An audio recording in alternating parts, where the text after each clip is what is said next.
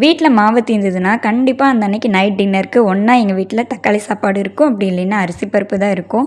But இந்த time வந்து plain குஸ்கா மாரி ரெடி பண்ணலாம் அப்படின்னு சொல்லி தான் பண்ணியிருந்தேன். அண்ட் அதுக்கு சைட் டிஷ்ஷா வந்து ஃபிஷ் ஃப்ரையும் ரெடி பண்ணியிருந்தேன். ஃபர்ஸ்ட்டு எப்பவும் போல குக்கர்ல நெய் அண்ட் ஆயில் ஆட் பண்ணிட்டு, கரம் மசாலா, ஸ்பைசஸ் அது கூடயே 2 வரமிளகா, பச்சை மிளகா ஆட் பண்ணிக்கலாம். இப்போ இதில கட் பண்ணி வச்சிருக்க 2 பெரிய வெங்காயம், 1 தக்காளி, 1 ஸ்பூன் இஞ்சி பூண்டு பேஸ்ட் சேர்த்து நல்லா மசியிற அளவுக்கு வதக்கிடலாம். கூடவே தேவையான மசாலாஸ் ஆட் பண்ணிக்கலாம். தேவையான அளவு உப்பு, 1/4 டீஸ்பூன் மஞ்சள் தூள், 1 tablespoon Kashmiri chilli powder add பண்ணியிருக்கேன். இது வந்து ஆப்ஷனல் தான். கூடவே 1 ஸ்பூன் கரம் மசாலா, அப்படி இல்லைன்னா பிரியாணி மசாலா, தேவையான அளவு மல்லி, புதினா, ஒரு 3 ஸ்பூன் அளவு புளிக்காத கெட்டியான தயிர் சேர்த்து நல்லா கலந்து விட்டுருங்க. இப்போ மசாலா நல்லா எண்ணெய் பிரிஞ்சு வந்ததும் தேவையான அளவு தண்ணி ஆட் பண்ணி கொதிச்சதுக்கு அப்புறம் ரைஸ் ஆட் பண்ணுங்க. நான் 1 கப் பாஸ்மதி ரைஸ்க்கு 1.5 கப் அளவு தண்ணி ஆட் பண்ணிக்கிறேன்.